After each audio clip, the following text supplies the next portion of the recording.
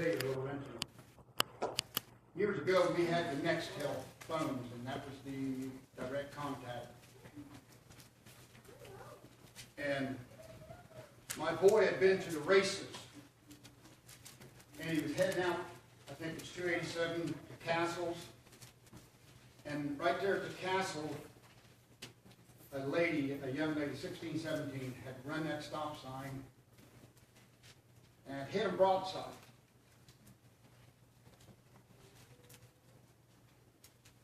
Of course, you know what happens. They go around and around and around, and we lay in the ditch. Being cell phones what it was then, my boy was able to get a hold of me. He called me. And he tried to explain in so many words what had happened. So I called the ambulance, or I called the, I don't know if it was 911 back then or not. I told him where it was, what happened. And from that moment on, I tried to get a hold of him. And I could not. I went on the scene. There was a helicopter. I tried to get out, and I could not. I tried 8 to 10 times to get into that area and to get out, and I could not. Shows you what God is capable of doing. He gave that phone call. Now, when God does something, we're supposed to pay attention. We're supposed to look at it and say, yes, I know that that was God ordained. We're supposed to understand that was for us. That was for us. God does things for us individuals. Nobody else is around. Nobody else is there. It's just you and God. It's just you and God. How are you going to handle it? How are you going to handle it? I tried to explain to him about that event. And being in the world, yeah, I know. Well, they ended up going to the hospital. We had the 2 kids. They were just, Katie was 3 or 4, and Nick was about 10, 11. And we ended up having them for a day or two while they did testing. But these come and go into your life. And when they come, we're to hold them dear, to understand they're for us. Inasmuch as God says, I pay attention to you. Yes. And in this dark and dreary world, sometimes we feel like we're left alone. I was talking to an individual about the dry time. We do go through dry times. But it's then that our minds are supposed to be fluttered around to when God was really active in our lives. And to see what he did. And that holds us over. In the dry times, is it not God's about ready to do something? Or he's waiting on you to be, so he can finish his? And I think of this. Implications around us. I thought about Max so many times. Here he is, all of a sudden he's sick. And it doesn't look good. But this is just one step of how many steps God's going to use for his purpose. This is just one. Step 1 in the life of Matt. Think about it. Just step 1. That's all it is. But we see it as an implication. As something that's detrimental. What's God going to do now? What's he going to do? I anxiously await for him to move in lives. Yes. Fathom how God does things. Yeah. And he don't need my permission either, does he? To activate in my life. He don't need me. But if I say, here I am, I'm blessed. I'm blessed. Yes. I pour out my heart to him daily. Tell him, thank you. Sister Sarah sang a song this morning. I don't know if you got a hold of it. My sins are gone. You know how many billions of people can't say that today? My sins are gone. Gone. My sins are gone. Because they practice that sin. They build on that sin. My sins are gone. I wrestled with this. I looked, and when I came across this is what God, and I don't know why. Maybe somebody here needs this. I don't know. there's three different places. Matthew has got it in 4th chapter, Luke's got it in 4th chapter, and Mark has got it in the 1st. But first of all, let's read Matthew 17:21. Howbeit this kind goeth not out, but by prayer and fasting. Mark 9:29. And he said unto them, this kind can come forth by nothing but prayer and fasting. Let's pray. Father, I thank you, Lord, for all that you do for us.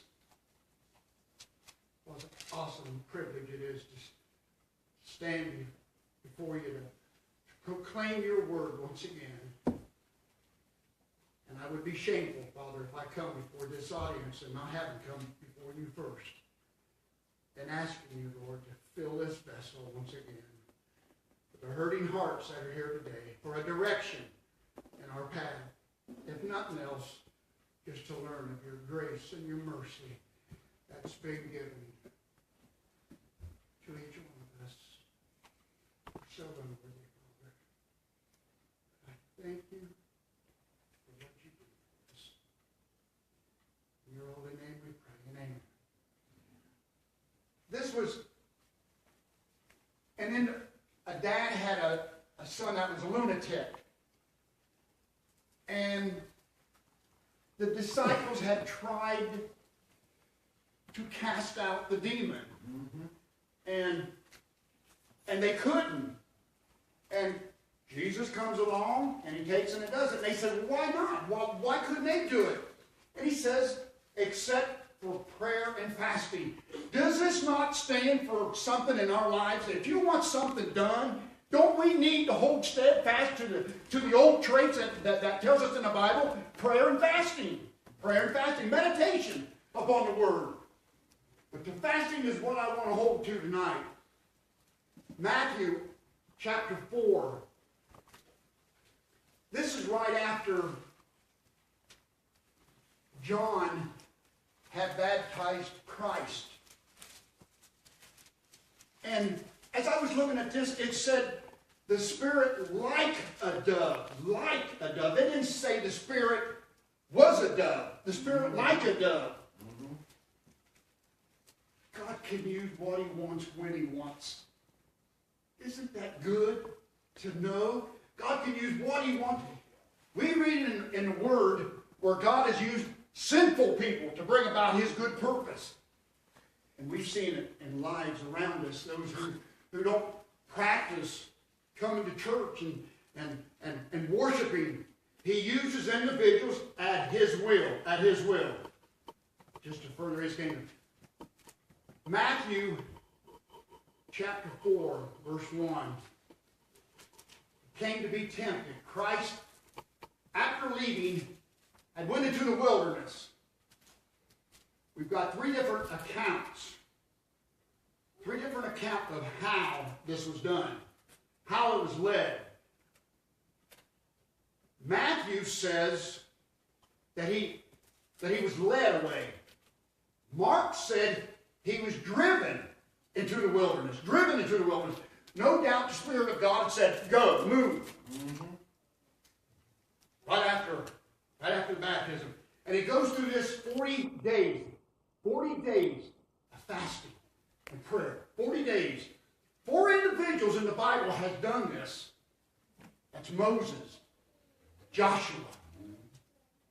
You remember the one that dwelt in the cave? Elijah. God woke him up and he fed him and put him back to sleep. Then he got him again and he gave him some more food because he was going to go through the desert 40 days along with it, 40 nights. 4 individuals, 40 days and 40 nights. And I don't know about you, but fasting is a highlight of my life. Simply because I know God instituted it. And I know he's done it for a purpose. And I know it draws me closer to him. There's times when I fast that God touches my heart so deeply, so deep and so permanent. And I'm to be thankful for that.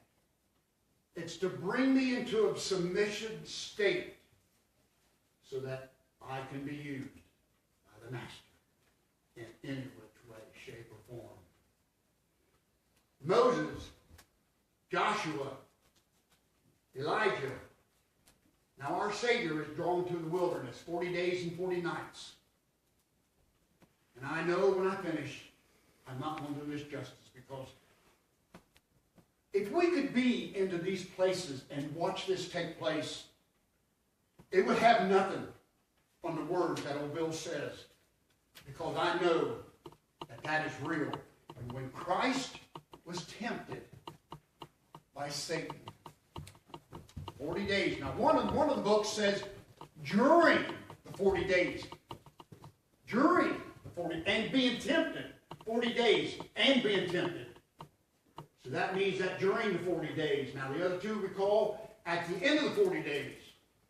Here comes the temptation. And Christ, or Satan, will come to you. Mm-hmm. Each one of us. Yep. In our most vulnerable times. Mm-hmm. You've seen it, you felt it, you know it, so have I.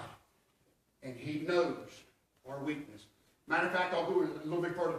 I pray that my God will disturb my family in their weakness until they surrender. Amen. Because that's the only way that they're going to understand his movement, is when they're weak. When they're weak in the world. Mm-hmm. And there is such a time. When you get to talking to your family members that are lost, there is a time in their life when they're unsure about things. Then when I ask God, go get them. Convict their heart, tear them up. And I think it'll do us good to ask him to tear them down. I always ask God, if you got to take something away from them, I don't want them to miss heaven. Mm-hmm. And there is such a thing as missing heaven. Mm-hmm. There is such a thing.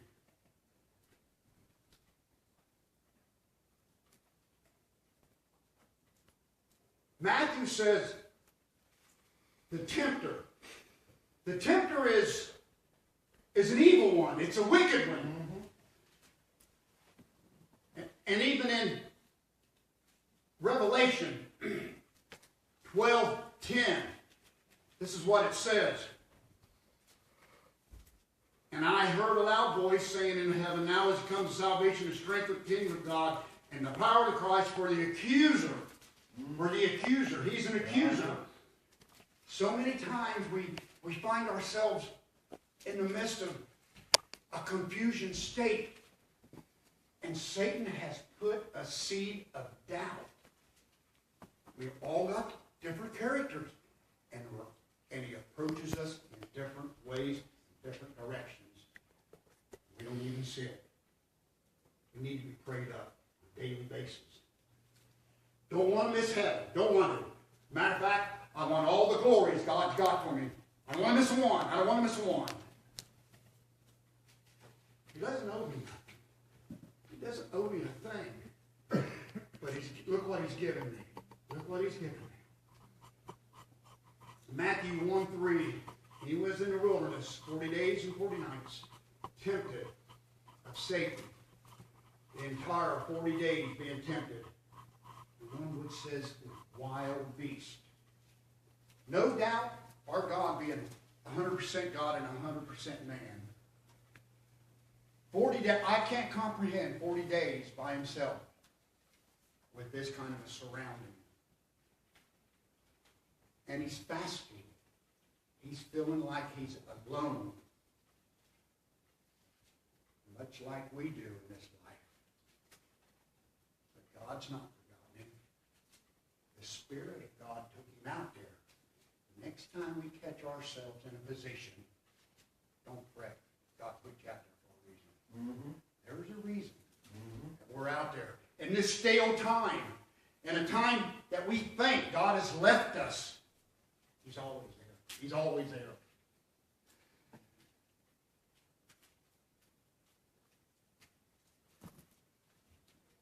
Luke 4:3 commanded the stones. When he asked him about Luke 4:3, And he said this, and the devil said unto him, if thou be the Son of God, command this stone. You know what other book says? Now there's different ways that these people look at it. The second temptation of Luke is the third in Matthew's order. You can read that. Luke's order is geographically put. The wilderness, the mountain, and in Jerusalem. Matthew is climactical. The hunger, the nervous dread, and the ambition. There is a climax in Luke's order, has a sense of man and God. There is no way to tell the actual order. But in overall, it is a temptation, and they back each other up. When we are tempted, we got to understand he's the accuser. Mm-hmm. He's out to destroy that which God wants to manifest in our lives. There's so many things that God's got for us by the simply hanging out of his hand. Just ask, and he'll give it. Luke, or Matthew 4:5 says this, then the devil taketh him upon the holy city and setteth him on a pinnacle at the temple. Now this was supposed to have been the high place of the temple. Clear up on what they called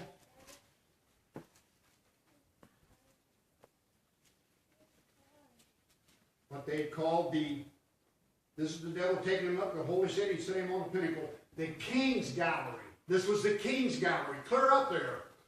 And one of the commentators says that as he looked down, you couldn't see the earth. It was so far up. Now he's trying to intimidate. By the way, do you know that's the only way Satan can get to us is intimidation? He's got no other grounds. There's no other bounds that he can use. It's intimidation for our walk in this life. Intimidation. We stand good. Be on guard.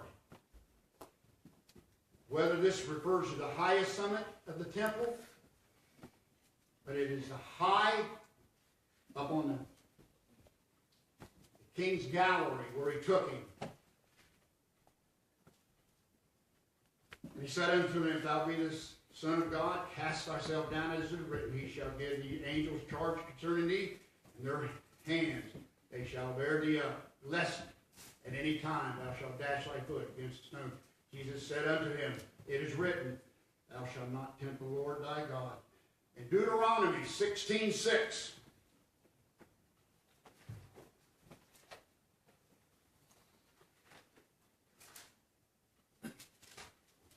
says this,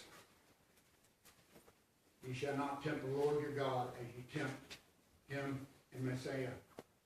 He's quoting the old Bible verses. Don't you know Satan knows Bible verses? Don't you know he knows the Word? What he's trying to do, he's trying to use some intimidation for him to rebuke God's purpose for him after the wilderness. This is the first attack. This is Christ's first ministry. This is his first ministry with combat with Satan. And Satan's going to use any offenses that he can to disturb him to the point where he's going to give it up. He goes so far and says, if you're the Son of God, if you're the Son of God. He knows he is, but he's trying to use intimidation. Trying to let him down his guard. Now don't forget, he's been through 40 days of fasting. You know what that's like. He's ready. He's hungry. He's hungry. But Christ has always got a better than to fill the physical body. He always had a greater goal in mind. As it is written, thou shalt not tempt the Lord. Try his power. That's what he's trying to do. He's trying his power. He's trying his truth. This is things that righteousness stands for. And faithfulness and oppositions to reveal his will. Christ was out there for a special purpose. No doubt God wanted Satan to know his son. This is mine. I want you to see what I've got. In the wilderness, where it's just the two of them, where it's just and the wild beast, it's just the two of them. Don't you know that there have been different conversations taken? I can imagine, I can picture it. Conversations between the two. But this is what's recorded. Who are you? What are you doing?